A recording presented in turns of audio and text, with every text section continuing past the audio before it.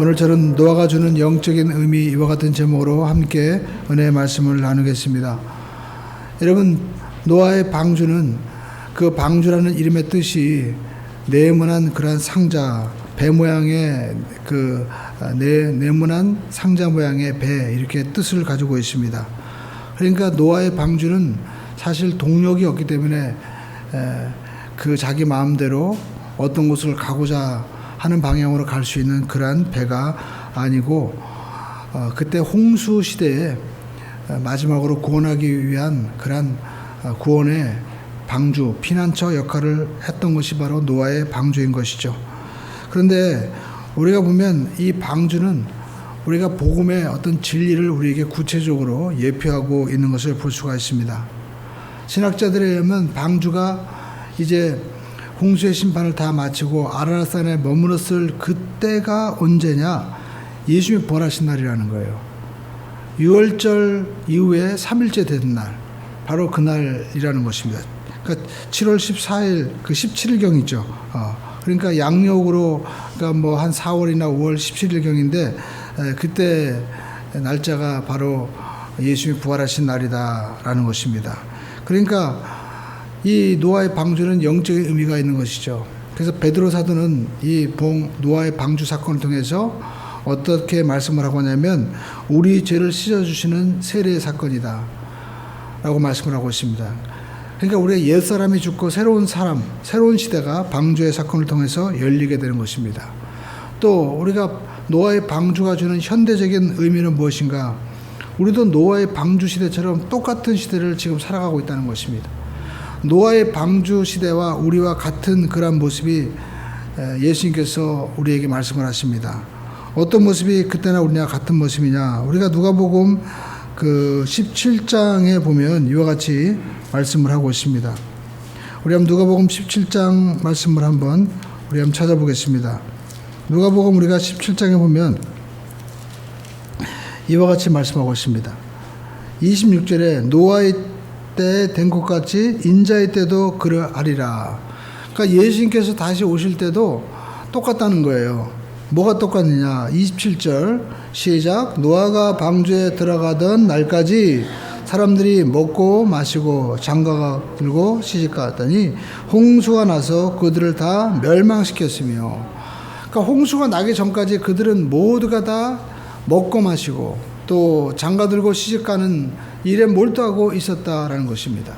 마찬가지로 예수님이 이 땅에 재림하시기 그때까지 사람들은 여전히 먹고 마시고 그리고 시집가고 장가하는 일에 몰두할 것이다 라고 말씀을 하고 있습니다. 우리가 살고 있는 이 시대의 모습을 가만히 보면 노아의 그 홍수 심판의 시대와 얼마나 여러분 똑같습니까? 우리의 모든 관심은 먹고 마시고 시집가고 장가가는 것에만 관심이 있는 것을 우리가 볼 수가 있습니다. 그래서 그때까지 노아의 방주가 그렇게 지어지고 있었음에도 불구하고 사람들은 깨닫지 못했습니다.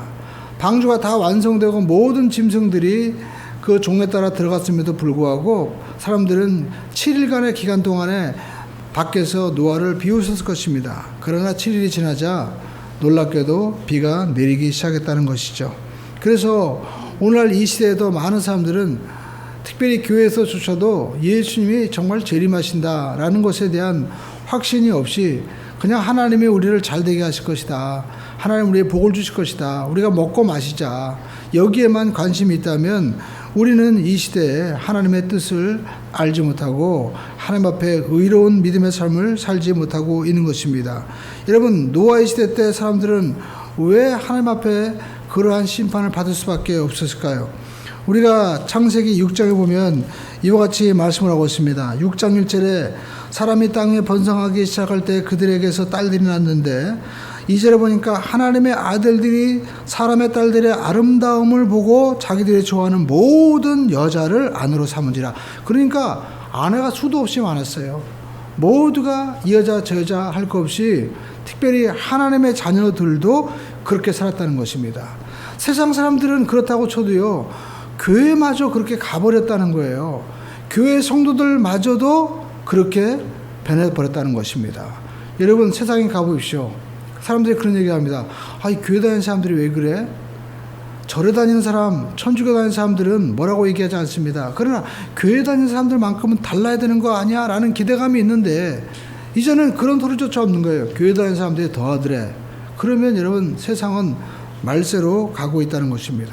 근데 성경에 보니까 노아는 어떠한 삶을 살았을까요? 성경 7장 2절에 보니까 이제 6장에 보니까 하나님께서 말씀하고 있죠. 자, 7장 5절에 노아는 야훼께서 자기의 명하신 대로 다 이렇게 준행했다고 말씀하고 있습니다. 그리고 주목할 것은 노아의 방주에 들어간 그 사람들의 숫자입니다. 우리가 한자에 보면 배선자라고 우리가 나와 있죠. 우리가 알다시피 한자는 그 모양을 본따서 만들어 놓은 그러한 상형 문자입니다. 그러니까 우리가 뭐 한자로 자동차 할 때 차, 이런 차 같은 거 보면 마차의 모습을 이렇게 본딴 거잖아요. 마찬가지로 배선자라는 뜻도 뭔가 이렇게 그 뜻이 그 속에 숨어 있는 것입니다. 근데 배선자를 우리가 보면은요, 배선자에 보면 옆에 8명 팔자가 있고요. 그리고 입구자가 이렇게 있는 것을 우리가 볼 수가 있습니다. 아마 방송실에서 조금 있으면 아마 배선자를 아마 한자로 아마 찾아주실 거예요. 아마 배선자, 우리 한자를 또 익숙하지 못한 분들은 배선자가 뭔가 우리가 생각할 때 우리가 선박할 때 바로 그 배선자를 쓰거든요. 근데 거기 8명의 사람들이 들어갔다는 거예요. 근데 여러분 8명의 사람이 들어가는 그 의미가 굉장히 중요합니다. 왜냐하면 그 당시에 남자들은 자기가 좋아하는 여자들을 다 아내로 삼았거든요. 그런데 노아의 그 아내, 그리고 노아의 아들은 셈과 함과 야벳이었습니다. 그리고 그의 자부들은 셈과 함과 야벳 한 명씩이었어요. 그걸 뭘 얘기할까요? 사람들은 많은 아내를 두었지만 노아의 가족들은 일부 일처제를 가지고 있다는 거죠. 그러니까 그들은 하나님의 뜻대로 경건한 삶을 살고 있었던 것을 삶 속에서 보여주고 있는 것입니다. 여러분, 우리가 경건하고 거룩한 삶이라는 것은 우리가 신령하게 어떤 뭐 영적인 세계를 바라보고 그리고 우리가 어떤 특별한 뭐 은사를 가지고 있는 것이 아닙니다. 하나님의 말씀대로 살아가는 것이 선명한 로고스적인 삶이고 우리가 영적인 삶인 것입니다. 왜냐하면 예수님께서 말씀하실 때 내가 너에게 이르는 말이 영이요 생명이다 라고 말씀하고 있습니다. 하나님의 말씀대로 준행하는 것이 바로 가장 거룩한 삶이고 영적인 삶이 되는 것이죠. 노아는 그의 삶 가운데서 그 배에 들어가는 그 사람들의 숫자만 보더라도 그들은 당시의 사람들과는 다른 하나님의 뜻대로 살아갔던 것을 우리가 볼 수가 있습니다. 사람들은 당시 성경 우리가 창세기 6장에 보니까 생각하는 것이 다 악했다고 말씀하고 있습니다. 모든 계획이 항상 악했고 그리고 하나님이 땅에 사람들을 지으셨음을 어떻게 해요? 후회하셨다라고 말씀하고 있습니다. 그러나 그때 노아는 하나님의 은혜를 입은 거예요. 여러분, 우리가 하나님 앞에 구원받는 것은 하나님의 은혜인 것입니다. 여러분, 사실 노아는 경건하게 살고야 노력했지만 나중에 노아가 그 방주가 아라산에 머물고 제사 지낸 다음에 보면 술에 또 취한 모습을 볼 수가 있죠. 그 사람은 완벽할 수는 없는 거예요. 그러나 하나님의 은혜가 있으면 하나님께서 우리의 구원을 온전하게 이루게 하실 줄로 믿습니다. 노아는 하나님의 마음을 우리가 아는 거죠. 왜냐하면 노아가 성경에 보면은요 120년 동안 그 방주를 지으면서 하나님의 뜻을 세상 사람들에게 알린 거예요. 그는 하나님의 복음을 전했다고 성경은 말씀을 하고 있습니다. 오늘 여러분, 우리가 이 시대를 살아가면서 우리의 삶을 통해서 하나님의 뜻을 전할 수 있는 그러한 노아의 삶이 우리에게도 있다면 여러분, 그것은 하나님이 기뻐하시는 거룩한 삶이 되는 것입니다. 특별한 것이 아닙니다. 하나님께서 나에게 맡겨주신 일, 방주를 짓는 것이라든지 하나님께서 저와 여러분들에게 맡겨주신 사업체라든지 직장이라든지 학업이라든지 여기에서 어떻게 해요? 하나님이 과연 우리 시대를 향한 뜻이 무엇일까? 나를 향한 뜻이 무엇일까? 그것을 내가 온전히 행하고 그것을 나타낼 때 하나님이 기뻐하시는 거룩한 삶이 될 수 있는 것이죠. 그러면 방주가 주는 영적인 의미는 무엇이냐? 여러분, 방주는요 특별히 이 구주 속에서 예수님의 모습을 볼 수가 있습니다. 우리가 창세기 6장 16절에 보니까 이와 같이 말씀을 하고 있습니다. 창세기 6장 16절 말씀 함께 읽어보겠습니다. 시작. 거기 창을 내되 위에서부터 한 규빗에 내고 그 문은 옆으로 내고 상중하 3층으로 할지니라. 방주의 구조는 3층으로 되어 있는데 옆에 문이 하나 있었습니다. 딱 하나였어요. 이것은 무엇을 말씀하고 있습니까? 여러분, 문은 우리가 요한복음에 보면 예수님께서 요한복음 10장에 보면 예수님께서 나는 양의 문이다 라고 말씀을 하고 있죠. 여러분 한번 요한복음을 한번 찾아서 우리 한번 내가 가지고 있는 성경책을 한번 펴서 한번 보십시오. 요한복음 10장에 보면 예수님께서 뭐라고 말씀하고 있습니까? 내가 진실로 1절에 보니까 너희에게 이르노니 문을 통하여 양의 우리에 들어가지 아니하고 다른 데로 넘어가는 자는 다 절도요 강도다. 문으로 들어가는 자는 양의 목자다. 내가 바로 누구예요? 예수님께서 예수님이 나는 선한 목자다 라고 말씀하고 있습니다. 7절 보시죠. 그러므로 예수께서 다시 이르시되 내가 진실로 너에게 이르노니 나는 양의 문이다. 예수님께서 모든 양의 문이 되신다는 거예요. 그래서 우리가 할 수 있는 것은 구원은 오직 누구만을 통해서 이루어지느냐? 오직 예수 그리스도만이 우리의 구원이 되신다라는 겁니다. 성경 우리가 요한복음 11장을 보시죠. 요한복음 우리가 11장을 보면 이와 같이 말씀을 하고 있습니다. 성경 요한복음 우리가 11장에 보면 예수님께서 말씀하고 있죠.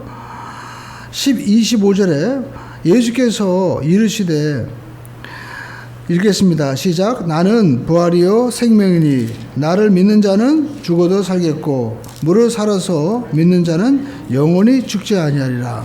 오직 예수 그리스도만이 우리가 영생을 얻을 수 있는 것입니다. 그래서 예수님께서 요한복음 14장에 보면 그 14장 6절에 또 말씀하고 있습니다. 내가 곧 길이요 진리요 생명이니 나로 말미암지 않고는 아버지께로 올 자가 어떻게 해요? 없느니라 라고 말씀을 하고 있습니다. 그러니까 빌립이 얘기하죠. 바로 보시죠. 우리가 요한복음 14장 6절에 보니까 빌립이 이르되 주여 아버지를 보여달라는 거예요. 하나님 아버지를. 그랬더니 예수님께서 뭐라고 말씀하고 있습니까? 우리 한번 9절의 말씀을 읽어보겠습니다. 시작. 예수께서 이르시되 내가 나를 알지 못하느냐? 나를 본 자는 아버지를 보았거늘 어찌하여 아버지를 보이라 하느냐?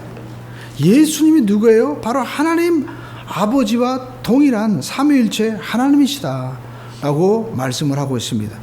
여러분 왜 이것이 중요합니까? 지금은 종교다원주의라고 사람들이 얘기합니다. 그러니까 야 저기 높은 한라산 올라가는데 올라가는 길이 꼭 한 길이야. 여러 가지 길로 올라갈 수도 있잖아. 암벽을 타고 올라갈 수도 있고 하다못해 뭐 헬기를 타고 올라갈 수도 있잖아. 근데 여러분 이것은 사람의 생각인 것입니다.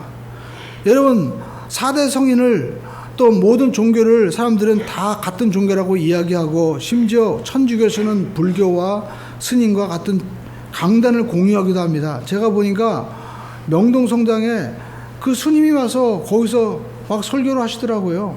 그 사람들도 다 막 감동을 받아요. 여러분 우리가 이 시대에 참 위험한 시대에 살아가고 있습니다. 여러분 우리가 분명히 알 수 있는 것은 예수님이 그러시잖아요. 나로 말미암지 않고는 아버지께로 올 자가 없다. 나를 본 자는 아버지를 보았다고 말씀하고 있습니다. 근데 여러분 세계 성인 중에서 부처님이 나를 본 자는 하나님을 보았다고 창조주를 보았다고 했습니까? 공자님이 나를 본 자는 내 말은 너희에게 영이요 생명이다라고 얘기했습니까?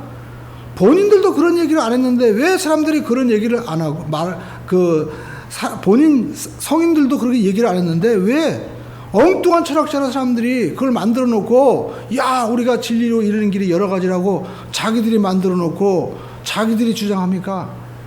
여러분 노아의 시대 사람들도 아마 그랬을 겁니다. 많은 사람들이 야 무슨 하나님이 심판하셔. 심판 없는 거야. 노아 할아버지가 좀 미친 거야 라고 모든 사람들이 얘기했을 거예요. 그러나 여러분 홍수는 왔습니다. 그러니까 여러분 우리가 할 것은 성경은 우리에게 다수결이 진리라고 얘기하지 않습니다. 많은 사람들이 여러분 다 어떻게 해요? 옳다고 해도 아닌 건 아니에요. 그게 여러분 진리에 기른 것이지 많은 사람들이 어떻게 해요? 다 그냥 옳다고 해서 같이 쫓아가다 보면은요 같이 망할 수가 있는 것입니다. 국가도 마찬가지입니다. 국가도요, 여러분, 많은 사람들이 다 옳다고 해도 아닌 것은 아니다고 얘기하는 사람이 있어야만이 어떻게 해요? 살 수 있는 거예요. 여러분, 요즘에 보면 이순신 장군이 다시 주목되고 있습니다. 여러분, 이순신 장군이 왜 일본과의 전쟁에서 백전백승했습니까? 일본을 알고 우리나라를 알았기 때문에 그런 거예요. 당시 일본은요, 먼저 벌써 포르투갈을 통해 가지고 이 조총을 들여와 가지고 막 쏘고 있었잖아요. 그리고 또 일본은 항상 싸웠기 때문에 백병전에 능했습니다. 그러니까 이순신 장군은 안 거예요. 저 사람들과 같이 붙어 싸우면 우리 조선은 망하는 거예요. 그러니까 그때 뭘 했습니까? 멀리 떨어져 가지고 딥다포만 쏜 거예요. 왜냐하면 우리나라의 이 포 기술은 일본보다 월등했거든요. 그러니까 일본 사람들은 같이 붙으려고 하면 포가 날아와 가지고 터져버리니까 일본은 완전히 망한 겁니다. 그뿐만 아닙니다. 그때 당시에 우리나라의 이 배 기술은요, 못을 쓰지 않았습니다. 그렇기 때문에 이 배를 만들어 놔가지고 나무끼리 서로 연결되기 때문에 포를 빵 쏘더라도 어떻게 나무끼리 연결되기 때문에 깨지지 않는 거예요. 그러나 못을 박아 놓으면 못이 강하기 때문에 그 충격에 의해서 나무가 부서져서 결국 그 사이로 물이 들어와가지고 배가 침몰합니다. 그러나 조선배는 당시 나무로 서로 짜집기 해가지고 이 목공 기술이 발전했기 때문에 쾅 충격하더라도 밀렸다가 다시 어떻게 해요? 붙기 때문에 물이 안 들어오는 거, 물이 좀 들어갔다 그냥 퍼내면 되는 겁니다. 그러니까 우리나라의 배의 구조와 일본의 배의 구조가 완전히 다른다는 것을 이순신 장군은 알고, 그리고 어떻게 해요? 저들과 가까이 싸워서는 승산이 없다. 오직 거리를 한 100m 두고 계속해서 포를 쏘는 겁니다. 그러니까 일본은요, 계속해서 박살나는 거예요. 이길 수가 없는 겁니다. 그러니까 여러분, 이순신 장군은 정말 자기를 알고 남을 아는 거죠. 이순신 장군이 특별한 지혜가 있고 능력이 있어서 그런 것이 아닙니다. 이 난중일기를 읽어보면 난중일기에 이순신 장군이 몸이 아프고 힘들었다는 기사가 많이 나와요. 그래서 현대 내과 의사에게 그걸 갖다가 이게 어떤 병이냐 물어보니까 이순신 장군이 폐병에 있었다는 거예요. 심지어 이순신 장군이요, 몸이 자기가 두려워가지고 점을 쳤다는 그런 얘기도 많이 나옵니다. 그러니까 이순신 장군은 우리와 똑같은 사람이었어요. 그런데 그가 어떻게 해요? 적을 안 거예요. 남을 안 거예요. 그래서 승리한 겁니다. 전쟁도 여러분, 남도 알고 나를 알아야 되듯이 우리가 구원을 알려면 구원을 주시는 하나님을 알아야 돼요. 사람을 통해서는 알 수가 없는 것입니다. 오직 하늘에서 내려오신 예수님께서 말씀하시잖아요. 내가 길이요, 내가 너에게 주는 이 영생을 너희들이 알아야만이 구원을 알 수 있다고 말씀하고 있습니다. 그래서 이 노아의 방주에서 문이 하나인 것처럼 우리가 구원받을 수 있는, 들어갈 수 있는 길은 오직 하나, 예수 그리스도밖에 없는 것입니다. 그래서 성막도 보면 성막에도 문이 하나예요. 여러분, 우리가 이 세상을 살면서 우리 아버지 한 분밖에 안 계십니다. 제 아버지는요. 마찬가지로 우리를 창조하신 하나님은 오직 한 분이신 하나이십니다. 이 유일신 하나님을 믿고 나갈 수 있는 우리 모두가 되기를 주님의 이름으로 축원을 드립니다. 이것을 우리가 철학적으로 얘기하고 논리적으로 얘기하는 것은 논리는 맞다 하더라도요, 다 거짓말인 것입니다. 속지 말아야 됩니다. 반드시 심판은 옵니다. 노아가 그랬을 것입니다. 사람들에게 여러분, 반드시 비는 옵니다. 제가 이렇게 방주를 짓고 있습니다. 여기에 들어오면 살 수 있습니다. 라고 얘기했지만 사람들은 뭐예요? 말도 안 돼. 비가 뭔데? 왜? 히브리서 보니까 여러분, 이 노아의 이 얘기에 대해서 말씀하고 있는데 당시 사람들은요, 비를 보지 못했어요. 그러니까 노아의 방주 이전에는요, 비가 없었습니다. 여러분, 세계 지도를 보시죠. 아프리카, 아시아, 남아메리카 갖다 붙이면 어떻게 똑같은 모양이 되죠. 하나의 똑같은 땅 모양이 됩니다. 그러니까 그때 당시에는요, 땅들이 이런 지진과 이 홍수로 인한 이 거대한 사건이 없던 저기 때문에 그냥 평평하고 한 대륙에 살았어요.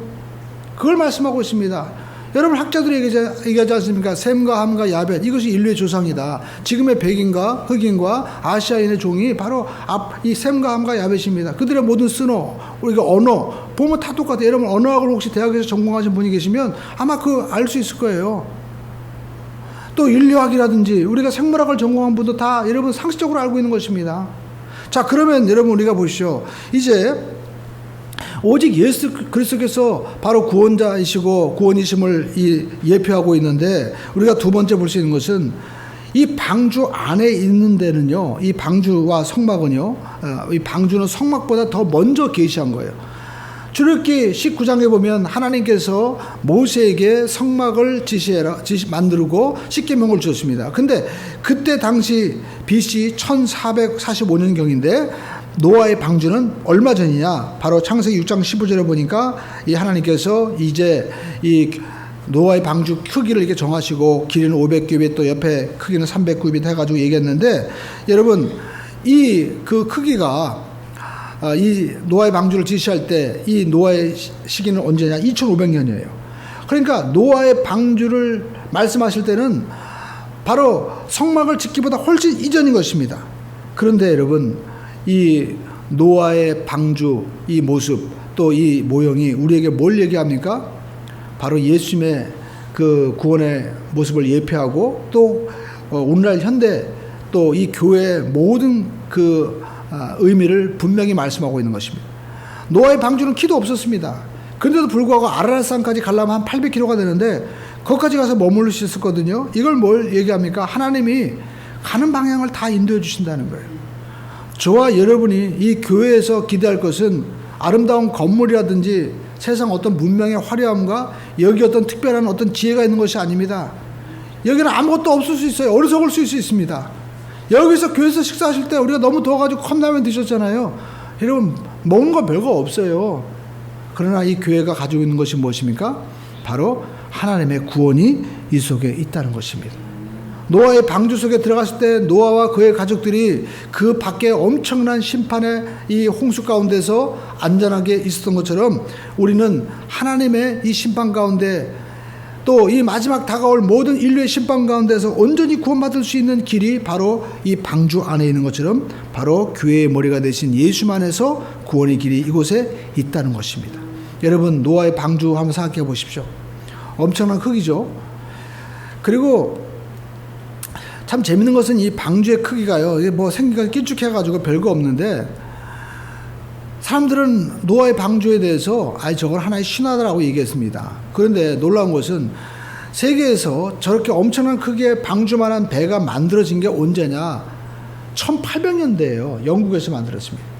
근데 그 방주의 이 크기만한 배를 만들었을 때 놀란 것은 이 바다에서 가장 안전하게 항해할 수 있는 비율이 있잖아요. 그게 방주의 그 지은 비율과 똑같다는 거예요.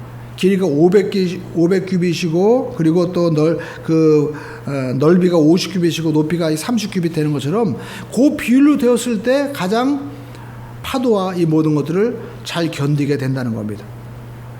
그래서 여러분 실질적으로 조사를 해봤어요. 조사를 해봤는데 그 노아의 방주의 이 모습을 시뮬레이션을 가지고 우리나라 카이스트에서 조사를 했습니다. 그런데 이 노아의 방주 비율보다 더 크게도 해보고 넓이도 더 넓적한 판때기 모양으로 해보았지만 뒤집어지지 않는 건 뭐예요? 딱 이 비율로 지은 노아의 방주 이 사이즈로만이 해야만이 가장 안전하다. 이것이 조선공학에서 이미 나온 거예요. 그래서 이 창조과학회 김명일 교수가 부산에서 그다음에 포항에서 이런 데 가서 이렇게 강연을 하니까 교회 내에 그 교수님들이 계셔가지고 그 교수님들이 그전에는 창세기에 대해서 얘기할 때 이건 하나의 뭐 신화다라고 생각했는데 정확하게 비율과 이걸 갖다 설명해 주니까 자기들이 놀라셨다는 거예요. 야, 이게 조선공학에도 이 비율이 딱 맞는 건데 정말 이게 진리라는 거예요. 그래서 그분들이 오히려 성경을 진실로 받아들였다는 것입니다. 그뿐만 아닙니다. 여러분 노아의 방주가 머물렀던 이 아라랏산은요 지금의 터키 지역인데 카스피해와 그리고 또 그 흑해 그 사이에 있는 이 알메니안 그 지역입니다. 근데 그 지역에서 노아의 방주 그 형태가 산 꼭대기에서 발견된 거예요. 근데 안타까운 것은 지금 그 빙하처럼 산 꼭대기 5,000m 전부 다 얼음으로 뒤덮여져 가지고요. 그것을 어떻게 끌어내오거나 할 수가 없는 거예요. 그런데 1950년도인가요? 프랑스에서 한 부자가 올라갔어요. 그래가지고 그 빙하 속에서 발견하고 거기서 뭘 가져왔냐면 그 코페르나무 그 나무의 그 일부분을 잘라가지고 가지고 내려온 거예요. 근데 보니까 거기에 역청이 있고요. 그리고 거기에 뭐가 있냐면 나무 연대를 측정해 보니까 노아의 방주 그 시대와 시대적으로 맞는 거예요. 그래가지고 여러분 지금은 노아의 방주에 대해서 MBC에도 보니까 나온 적이 있고요. 그리고 또 그 실험을 우리가 한국일보에도 이렇게 보도된 적도 있고 미국에서 보도된 적도 있고 모든 것이 다 나와 있기 때문에 이제는 아마 주가 만약에 정말 계속 온난화돼 가지고 날씨가 풀린다면 방주를 볼 날이 아마 있을 거예요. 그런데 여러분 방주가 사실 제가 보기에는요. 방주가 발견되고 된다 하더라도요. 사람들은 어떤 모습이냐면 자기가 믿고 싶은 것만 믿으려고 해요. 이게 사람들의 모습이에요. 오늘 여러분 우리는 하나님께서 말씀하시는 것을 그대로 받아들일 수 있는 믿음이 돼야만 되는 것입니다. 그래서 우리는 노아의 방주를 통해서 알 수 있는 것은 하나님의 사람이 되고 믿음의 사람이 되려면 어떻게 해야 되느냐. 여러분 히브리서 11장 7절을 한번 찾아보시죠. 노아에 대해서 말씀을 하고 있습니다. 히브리서 11장 7절 함께 한번 히브리서 11장 7절의 말씀을 읽어보시겠습니다. 시작.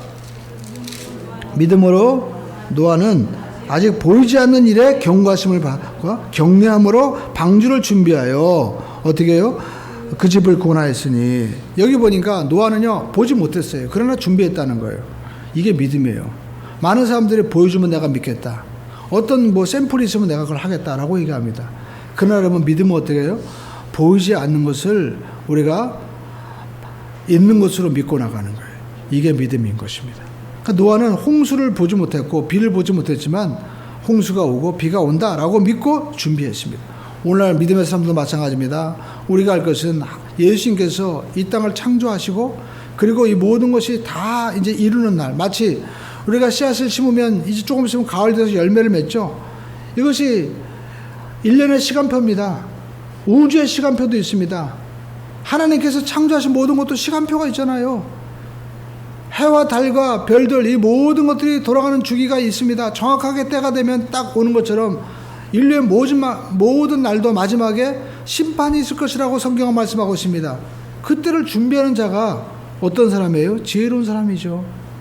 맨날 먹고 마시고 시집가고 장가가는 날에만 몰두하다 보면 우리가 세상이 어떻게 돌아가는지도 알지 못하는 거예요. 세상을 우리가 볼 수 있는 지혜도 있어야 되고요.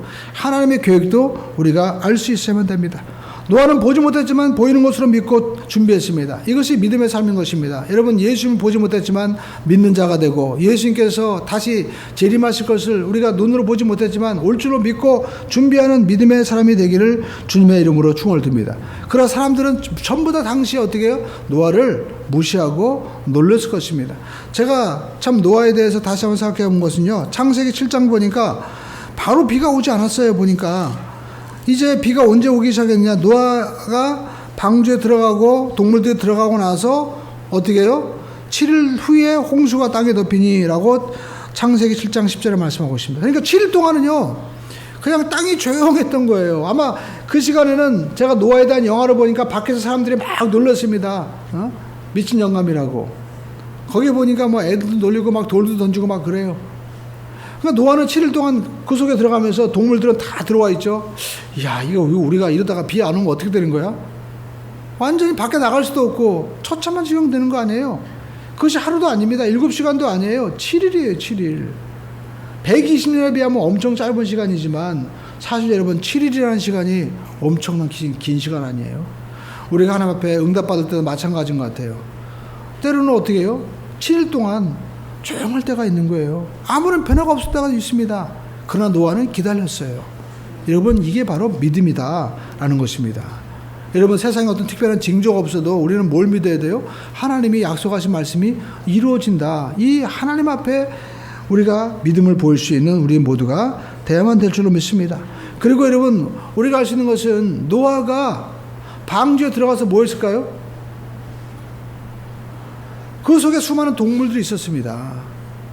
여기 뭐 동물이 어떻게 지구상에 있는 모든 동물 다 들어가냐? 그거 아닙니다. 종이 들어갔다고 얘기하잖아요. 우리가 생물학을 배워보면 우리가 종도 있고 목도 있고 강도 있고 뭐 있죠.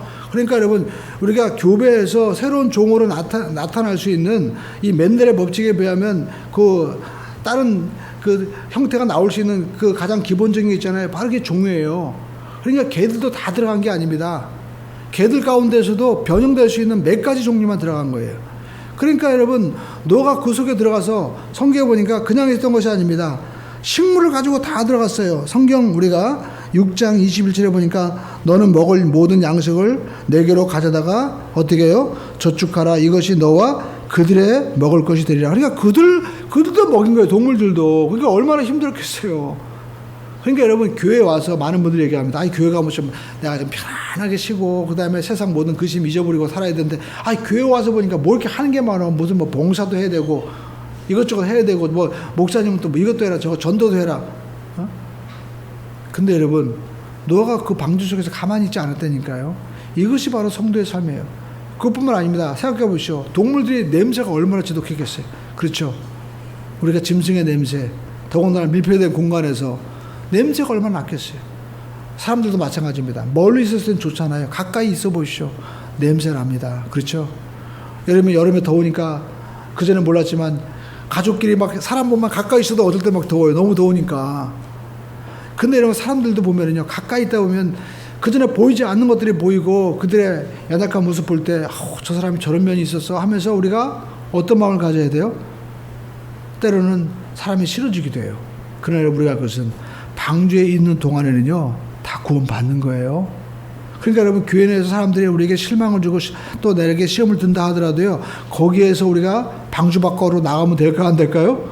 그거 어리석은 일입니다. 그냥 우리는 있는 그대로 받아들일 수 있는 모습이 돼야 돼요. 우리 한번 따라할까요? 코끼리다.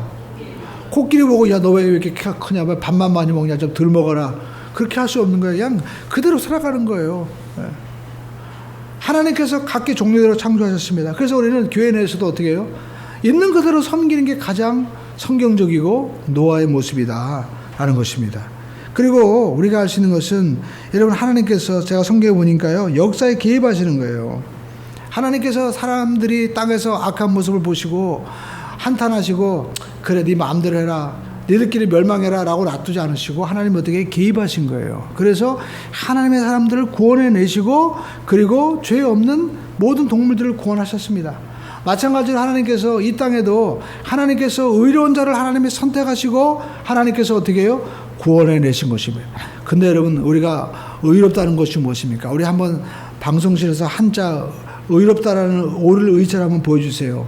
참 오를 의자가 보면은요 우리가 참 중국 한자로 보면 그 뜻이 있습니다. 근데 왜 오를 의자를 저렇게 썼을까?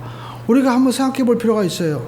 우리가 오를 의자를 보면은요, 나 아자가 있습니다. 내가 누구 밑에 있느냐? 여러분, 양을 뜻하는 그 글자 위에 내가 있잖아요.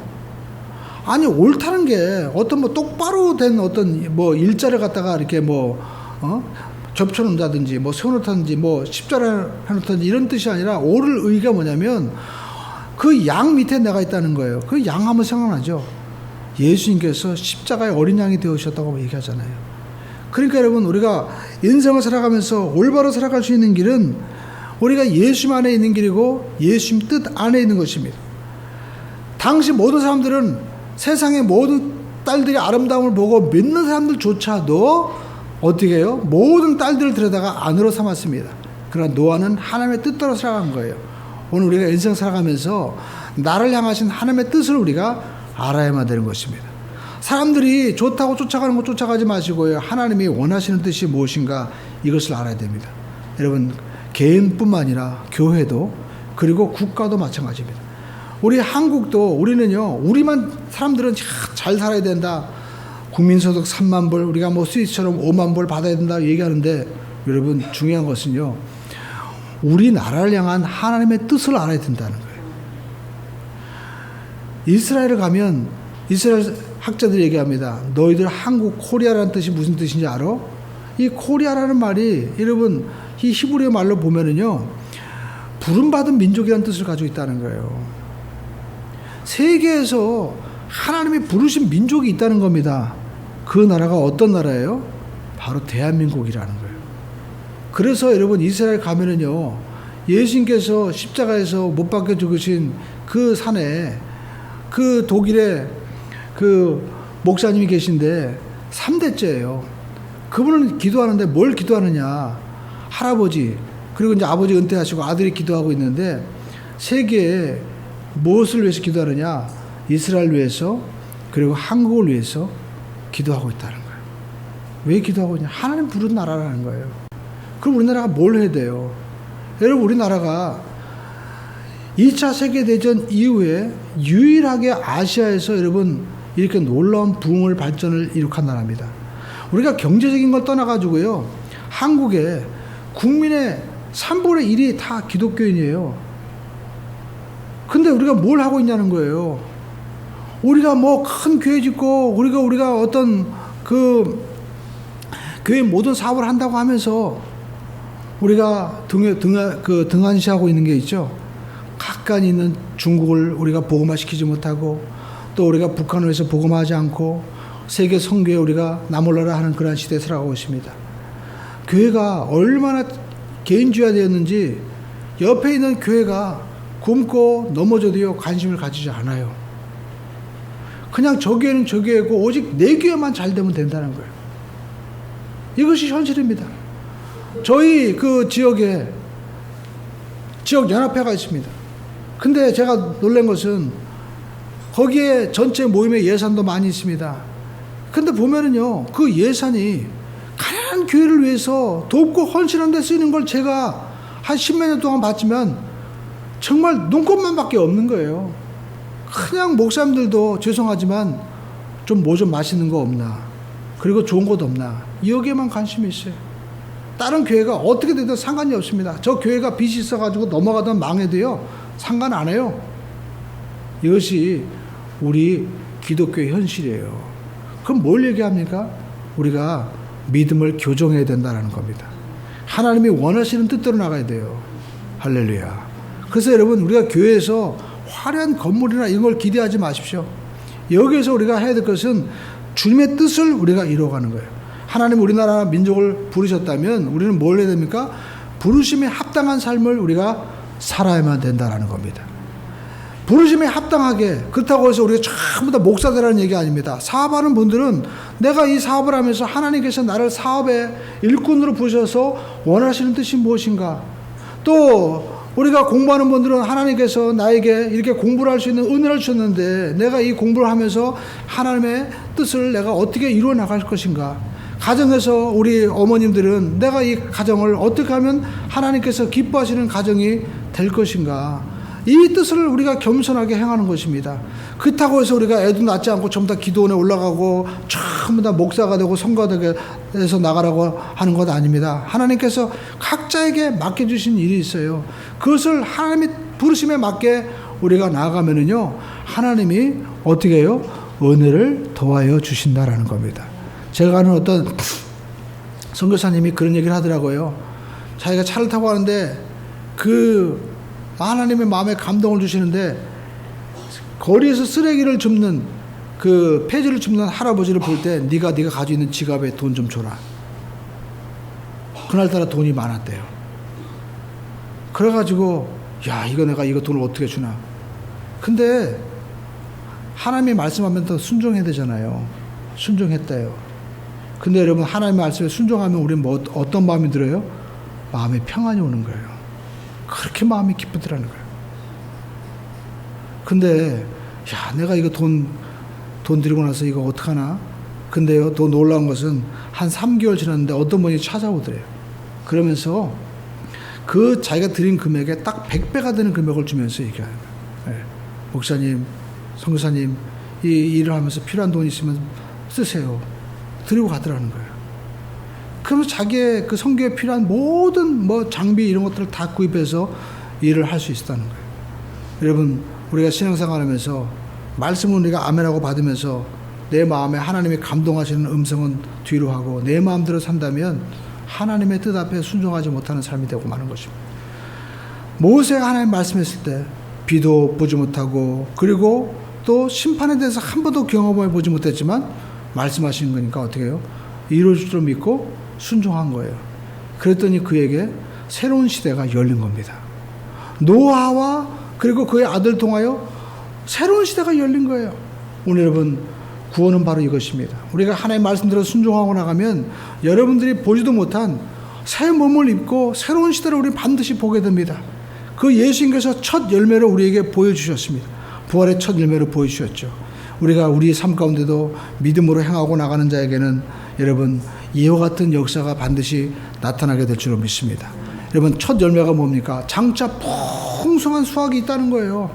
예수님께서 십자가의 부활을 통해서 부활의 열매를, 생명을 주신 것처럼 이제 그리스도 예수 안에서 예수를 믿는 모든 자들에게든 이와 같은 생명의 역사가 우리에게 나타나게 되는 것입니다. 그러므로 저와 여러분들이 노아와 같이 노아의 방주에게 주는 이 의미를 우리가 잘 생각하고, 노아의 믿음, 보이지 않는 것을 끝까지 믿고 나가는 이 믿음을 가지고 우리가 순종하고 나갈 수 있는 우리 모두가 되어야 되고, 또 우리가 이 방주에서 주는 의미를 우리가 잘 생각하시면서, 우리가 교회가 어떤 곳이냐, 교회는 엔진이 있고 멋있는 도시 있고 키가 있는 곳이 아닙니다. 이 교회는 아무것이 없어도 하나님이 이끌어 가시는 것이고, 또 그 안에 역청으로 쫙 발라져 있는 것처럼 우리는 그리스도의 말씀과 예수님의 보혈의 피를 우리가 의지하고 나갈 때 반드시 구원의 역사가 나타나게 되는 것입니다.